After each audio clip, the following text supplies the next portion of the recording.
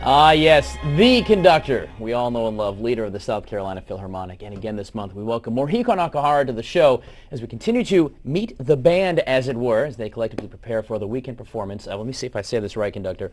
Boleo and Petrushka. Pretty close. Is that pretty close? Petrushka, yeah. Petrushka. Yeah. It's Russian, so. Petrushka. Yeah. I came closer than I thought with that Russian name. Well, how are you? Good morning. Good. Good morning. Thanks for coming. I'm almost ready to take my baton and begin. Well, you know, you still remember your lessons from like a few months ago. I've been practicing with my dogs. They Excellent. look at me funny on the couch, but it works. It As long works. as they don't run away, you're good. Yeah. So this weekend, let's talk about Petrushka. Yeah, Petrushka actually, it's a wonderful piece that was written by Russian composer Igor Stravinsky and was intended as a ballet. And Petrushka tells a story of these three puppets who, through the use of magic, they come to life. And so it's kind of a funny story. And Petrushka is one of the characters, main character in the ballet. And so he falls in love with the ballerina. Right. She rejects him. And of course. He's pretty ones always do. He's very dramatic, melodramatic kind of character. He's always kind of going, why me, kind of musically. And so but it uses a lot of Russian folk music. Mm-hmm. It was written for this great ballet company called Ballet Russe that was based in Paris, right, in the early part of the 20th century, and it's one of the classics from the 20th century. So we'll close in the season with that, but we also wanted to do some other pieces that are from the similar time period that are fun. So that's why we have Bolero, which is probably it's one of those pieces that's one of the most recognizable melodies from our repertoire that, even if you didn't know the name of the tune, so Wendy's going to play it here in a little bit, her flute solo from Bolero, and you go, oh yeah, I know that tune. Sure. Now, since you spoke about Wendy, of course, a part of the series here each month is we have you bring in a musician, a member of your orchestra, so we can kind of meet them, learn about that particular instrument and how they play into the greater orchestra. How many musicians do you have in this particular ensemble? In this one, for this weekend's concert, it's about 85. Wow, so it's a fairly large orchestra that we're using, so it's a lot of sound, right. It's a lot of colors, it's a lot of stuff, a lot of brilliance in some of this writing. So. All right, so Wendy Cohen, Wendy joins us this morning. You are the principal flautist, if you will, for this performance. Good morning. Good morning. How long have you been playing the flute?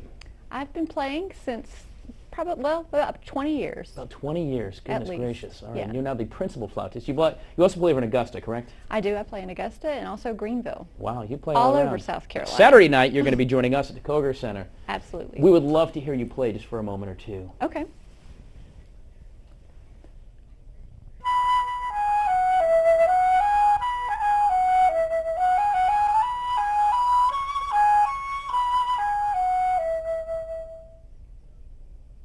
That was Peer Gynt by Grieg. And now I'm going to play a little bit of Bolero. All right.